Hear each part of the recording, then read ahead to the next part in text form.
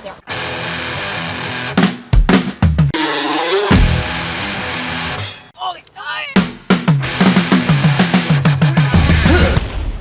Looks like I'm going to be headed out to go see a goat that got attacked by a dog this afternoon and got ripped wide open. So, here I go.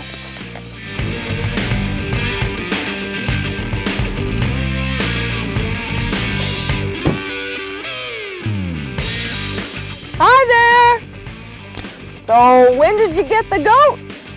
2 minutes before this happened. Well, hi. Hi, Pony. Did these come with the neighbor as well? No, just the goat. Just the goats. Hi. No, I know you want to help me. Okay, so we need a stethoscope, right? Maybe a thermometer. You gonna help me? You're a big help. Yes, you're a big help. You're such a big help.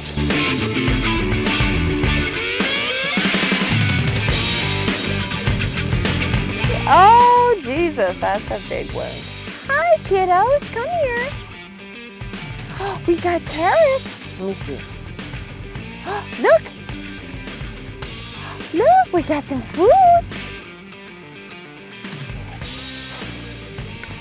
There we go, got it. Come in. Sorry, little monkey. Probably old enough to get in the garage.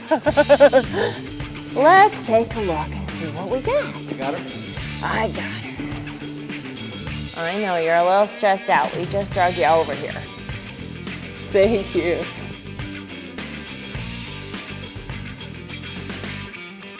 Ooh, that's a good one. Wow. We have a very large laceration in our goat today. It is, well, approximately 10, 11 centimeters in length. And it's full thickness, all the way through the skin, all the way through the subcutaneous, and all the way through the muscle. So that's what the inside of a goat looks like. Well, this is gonna be fun. We're gonna start off by sedating our goat. Okay, so we're gonna give it some sedation. The sedation's gonna knock it out. Basically, I want to desensitize it, and I want to give it something that's very mild. This is the same stuff I give deer. Then I'm going to give it some pain meds, because clearly that's got to be very painful. It's a drug that's a non-steroidal anti-inflammatory that's called Banamine, or flunixin meglumine, and works very, very well. Lay it down. There. Oh, that's good. Right there. Oh, that's so perfect. Okay. That's a very good one. You could fit a whole phone in there, that's for sure.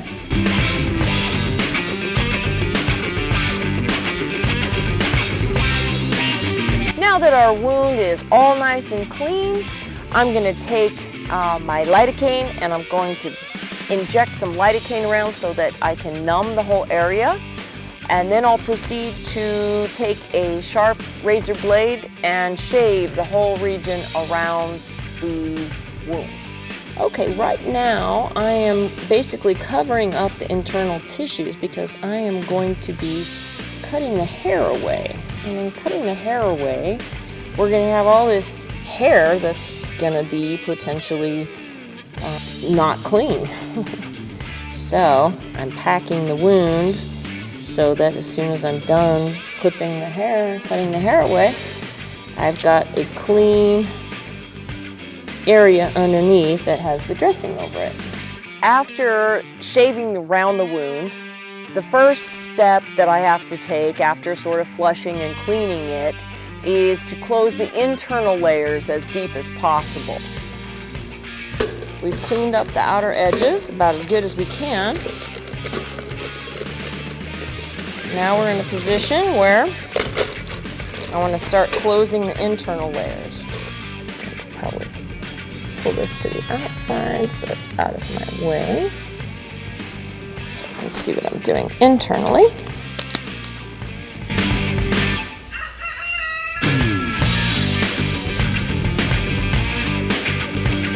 The biggest problem that we have with these types of wounds is we can get an infection internally or seroma formation by having a large space that isn't closed. So I have to close all the spaces.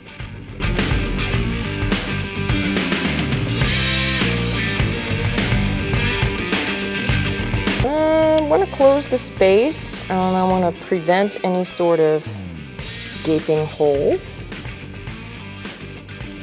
And I want to do it in such a manner that I'm also not going to make it difficult for the body to heal. I'm doing kind of an interlocking type of suture pattern. Let's see, we're already making quite a bit of headway. Well, and I wonder if that leg is very damaged or not, but time will tell. Well, there might be some other internal damage, you know, we just don't know. Close the innermost layer that has all the muscle, and next I got to do the subcutaneous, or the next tissue layers to close, and this one's going to have to be at least a 3-layer cake, so to speak. Now we go to layer number 2. So a couple little areas that are still a little bit open. I'm going to tack those together. Basically, we're getting close to the end of the subcutaneous. And once that's done, then we do the external layers.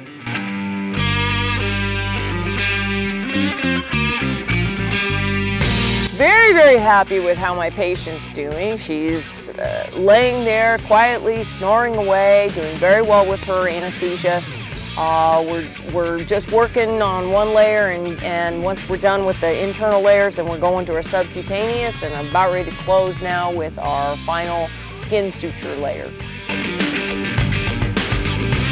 Now we are doing the external sutures, and I'm trying to go deep and grab some of the internal structures as well to just hold it all together.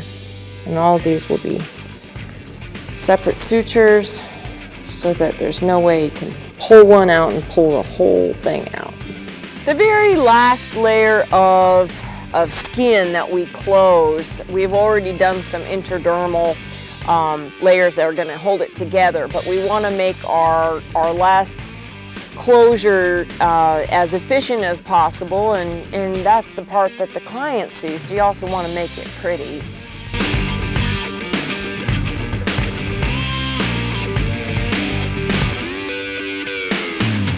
We are just about closed. I'm going to make sure we don't have any weird pockets. Very happy with how our girl came back together. We have very good closure. There doesn't appear to be any pockets or space internally that could cause any sort of a seroma formation. So next step is we're going to give our girl a reversal. We are giving a reversal. And we're looking at the clock. This is just a little ointment I'm going to put on. It's going to help with any type of potential infection. Everything we do is to try to help the body help itself. Our little girl has just bounced right back. I'm really happy with her recovery. Gonna give her a new little outfit to wear to kind of protect the wound. So hopefully it doesn't make too bold of a fashion statement. So just want her to be sternal, and then she'll just slowly wake up. Good girl. We're gonna put our girl into a separate location from being just roaming on the property so that she'll be easier to access.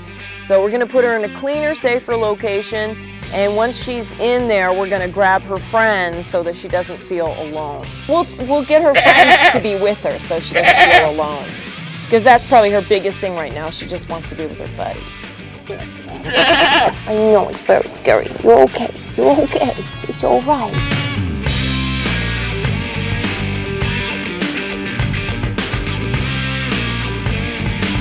Now we have to wrangle the other goats and get the other goats to join their friend Harriet.